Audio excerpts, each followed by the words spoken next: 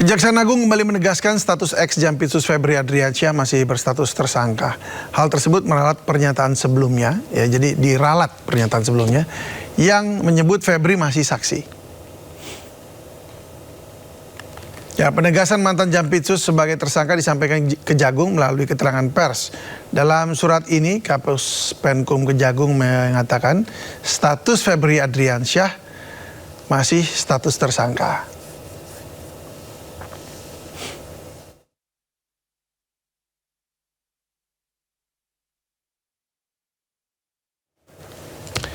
Yang membingungkan pemirsa, sebelumnya Kejaksaan Agung menyebut status ex Jampitsus Febri Adriansyah sebagai saksi. Nah, hal ini setelah Kejaksaan menerbitkan surat perintah penyidikan atau sprindik baru untuk melanjutkan penanganan perkara yang dialihkan dari Polri pada Rabu kemarin. Tidak gugur, tapi kan kita sprindik dulu, terbit. Tidak gugur, yang penting kita terima dulu, kita pelajari semua. Berarti berdasarkan sprindik yang dikeluarkan Kejagung artinya dalam pertimbangan kita termasuk sprindik dari Polri.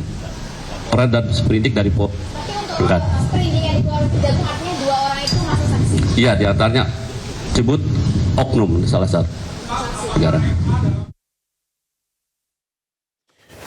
Kejaksaan Agung menerbitkan 3 surat perintah penyidikan baru untuk melanjutkan penanganan 3 perkara yang menyeret mantan Jampitsus Febri Adriansyah.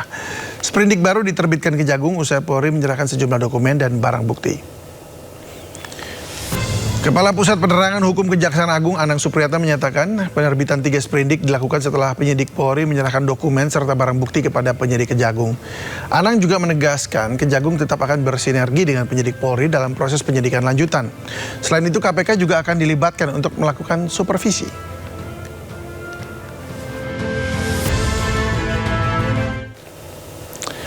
Namun demikian Kejaksaan Agung telah membentuk tim penyidik khusus untuk mengusut perkara yang menyeret Febri Adriansyah. Tim penyidik khusus bentukan Kejagung diisi 9 jaksa senior yang mayoritas merupakan alumni KPK. Selain menerbitkan sprindik baru, Kejagung juga membentuk tim penyidik khusus untuk menangani perkara mantan Jampitsus Febri Adriansyah. Tim penyidik khusus beranggotakan 9 orang jaksa senior dengan mayoritas merupakan alumni KPK. Selain itu, Kejagung juga masih mempelajari status tersangka yang dikeluarkan Polri untuk Febri.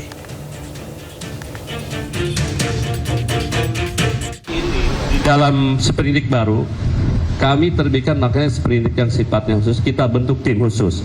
Ini terdiri dari 9 orang. Yang jelas, sebagian besar penyidik-penyidik ini yang berasal mantan alumni KPK. Kita sudah menyiapkan sprindik. Tersangka itu kan dikeluarkan dari sana ya. Nah, tentunya kita pelajari. Nanti penyidik ini kita buka, kita pelajari dulu. Berdasarkan barang-barang bukti yang ada juga sambil berlanjut ini. Termasuk nanti kan kita belum menerima. Ini yang baru kita terima kan dokumen-dokumen.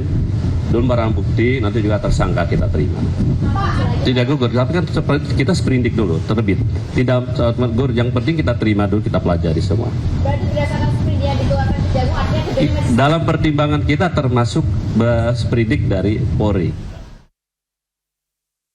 Kami melihat ini progres yang positif karena Kejagung kemudian dengan segera membentuk tim khusus ya, yang kemudian beranggotakan diantaranya adalah mantan-mantan dari insan KPK ya, khususnya di Jaksa Penuntut Umum. Artinya kami melihat memang kompetensi, pengalaman ketika mereka bertugas di KPK dibutuhkan untuk bisa membantu dalam proses penyidikan perkara tersebut.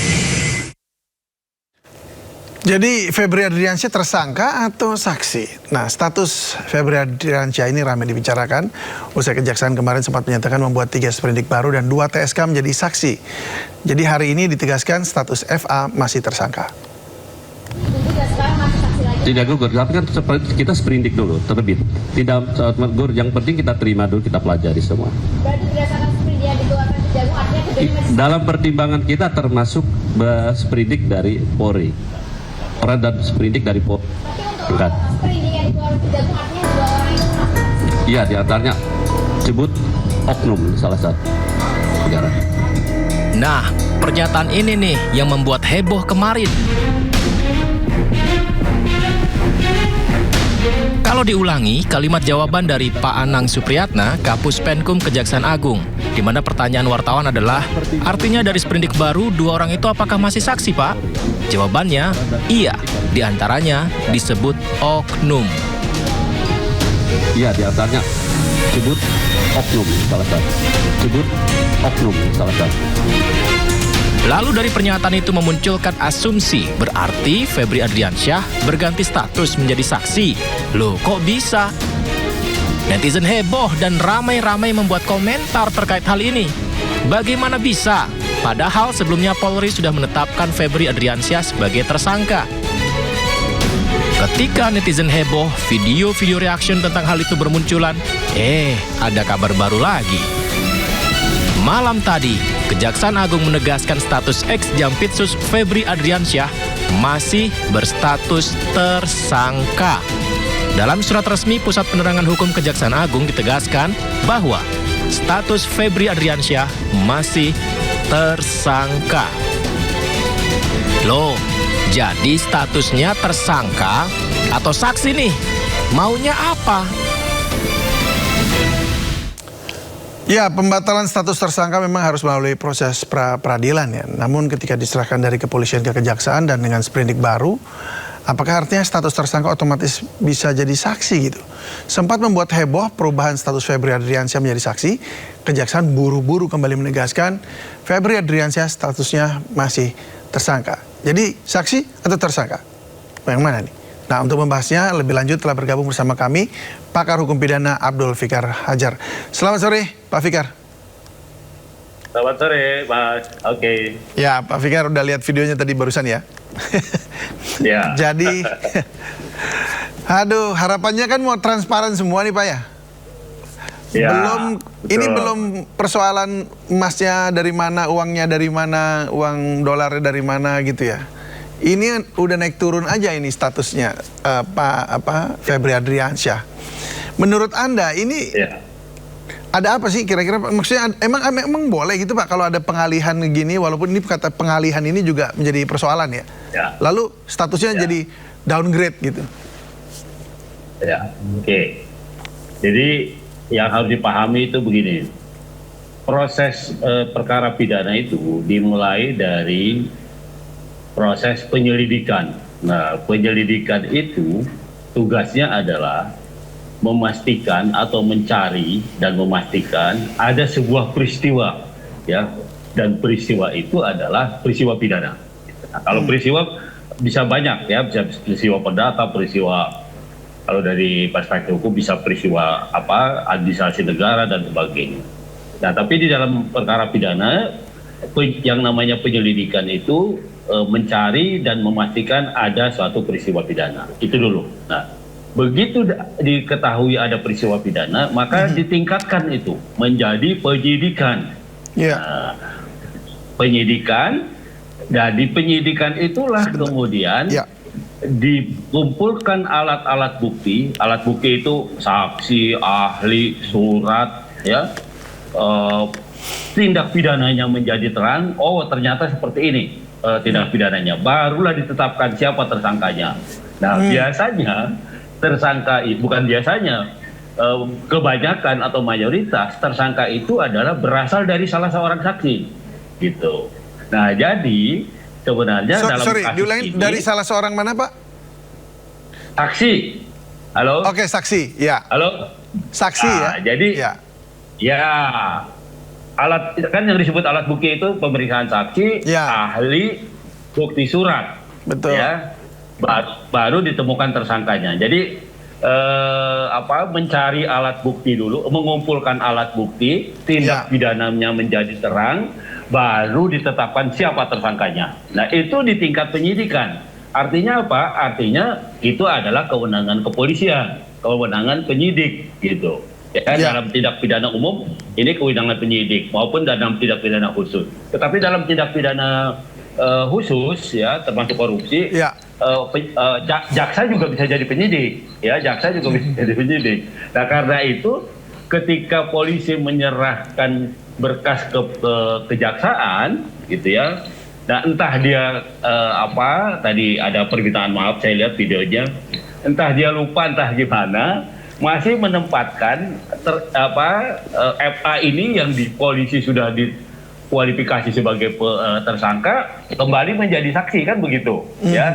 Tapi kemudian diralat kembali menjadi tersangka. Nah, mestinya ketika polisi atau penyidik sudah menetapkan sebagai tersangka gitu ya, maka kejaksaan dalam kualitas apapun, maksud saya baik dalam kedudukannya sebagai penyidik juga maupun sebagai penuntut umum, maka seharusnya sementara menetapkan dulu itu sebagai tersangka, ya tersangka yang di polisi akan tersangka juga di kejaksaan, mestinya seperti itu gitu ya, bahwa kejaksaan punya kewenangan menyidik juga gitu ya, selain menuntut ya oke, gitu, tetapi kewenangan menyidik jaksa juga harus disinkronkan dengan hasil penyidikan yang dari kepolisian. Nah, karena itu kan kemudian minta maaf bahwa status Febri itu akhirnya ya juga tersangka gitu. Nah, yang terjadi itu sebenarnya.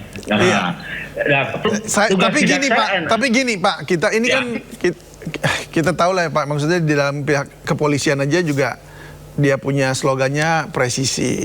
Kejaksaannya juga kalau mengolah hasil penyidikan dari pihak kepolisian juga tentunya juga sangat precise gitu ya, sangat tepat gitu.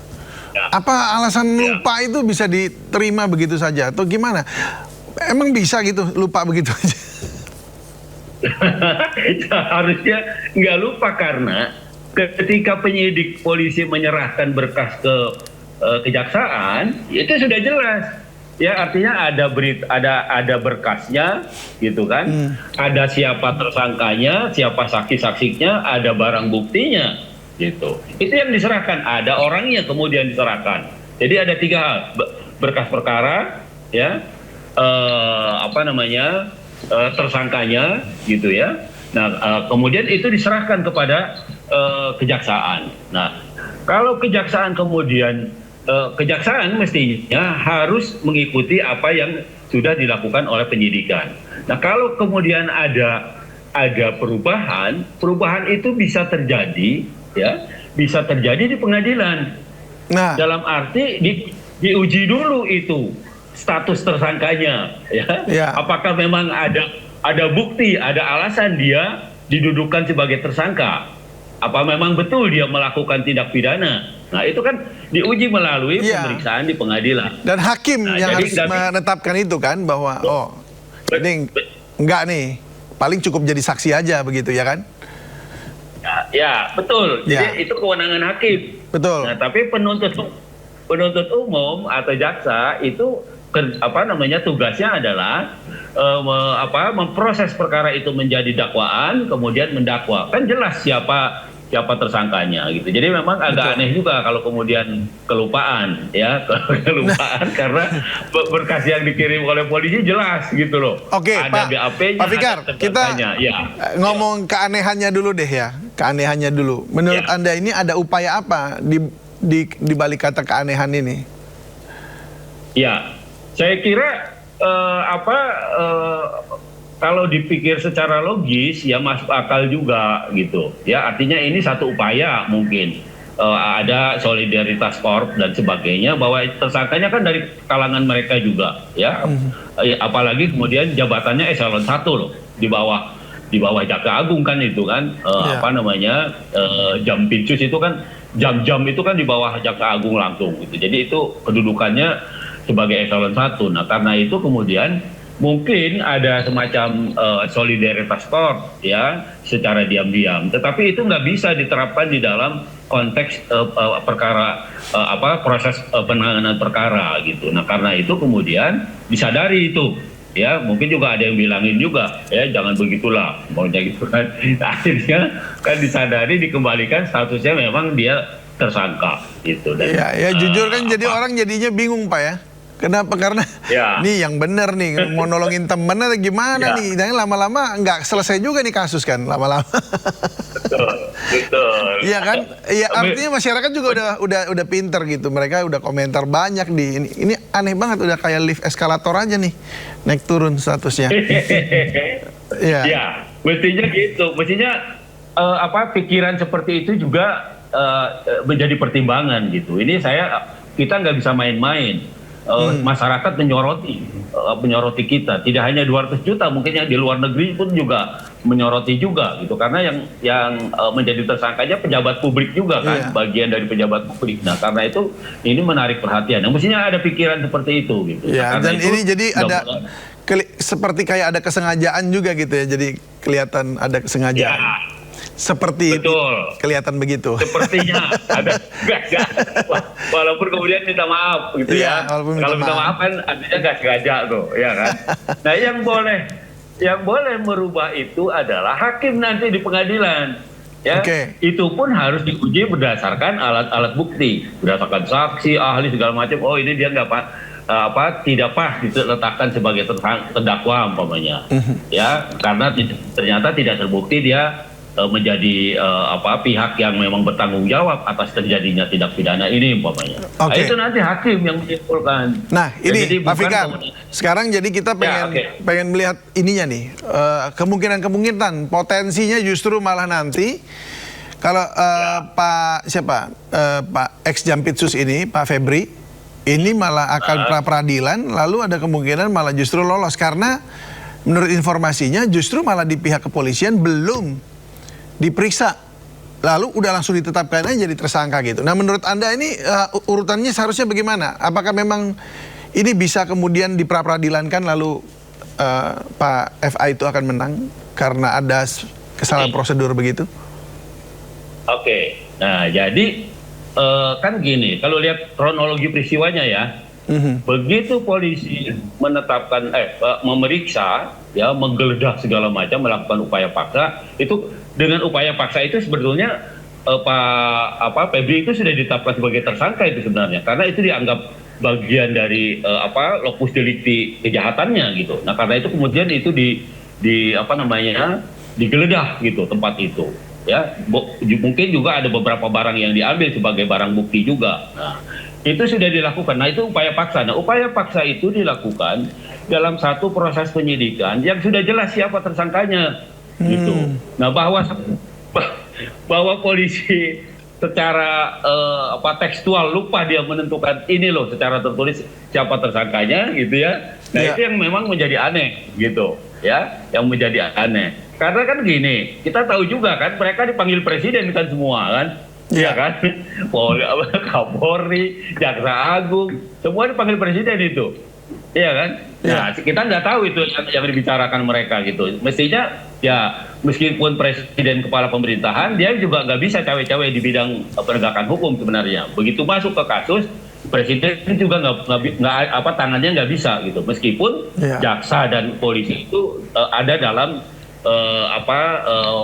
ada dalam keluarga eksekutif juga gitu, keluarga pemerintahan juga gitu. Nah seperti itu. Tetapi ketika mereka bekerja, mereka nggak bisa dicampuri, ya nggak bisa diintervensi. Nah itu yang harusnya juga disadari. Nah seperti itu. Nah karena itu ketika ada perubahan status, semua orang jadi ribut kan. Ini gimana ini kejaksaan mentang-mentang temennya kok statusnya dirubah, kan begitu kan prasangkanya, iya kan? Walaupun akhirnya disadari juga dan minta maaf gitu bahwa memang statusnya sejak ketika diserahkan dari penyidikan ke kejaksaan itu sudah tersangka. Kan begini sebenarnya. Kalau penyidikan itu dilakukan oleh kepolisian, maka tugas kejaksaan adalah pertama dia mensupervisi ketika penyidikan itu dilakukan. Yang kedua, setelah berkas perkara itu selesai dikerjakan oleh kepolisian, diserahkan kepada kejaksaan. Kalau kejaksaan merasa itu masih kurang, dia akan mengembalikan, akan mengembalikan dengan perintah gitu, ya. Nah tapi itu zaman KUHP yang lama. Nah KUHP baru ini sekarang supaya tidak terjadi bolak-balik berkas dari penyidik ke penuntut umum ke, maka sejak dimulainya penyidikan, sejak ada SPDP surat dimulainya pemberitahuan penyidikan perkara, maka jaksa penuntut umum itu bisa masuk mensupervisi. Jadi sejak awal mestinya jaksa itu udah masuk ke penyidikan itu, melihat bahkan menuntun lah kira-kira apa yang kurang, apa yang salah atau apa yang itu yang mestinya yang terjadi seperti itu. Nah, ketika diserahkan itu biasanya dengan mekanisme KUHAP yang baru ini mestinya sudah oke, sudah siap gitu. Artinya karena sudah melalui proses supervisi ketika di penyidikan juga. Nah, tinggal kemudian jaksa menyusun dakwaan, kemudian menyerahkannya ke pengadilan bertindak sebagai penuntut umum. Begitu, Mas.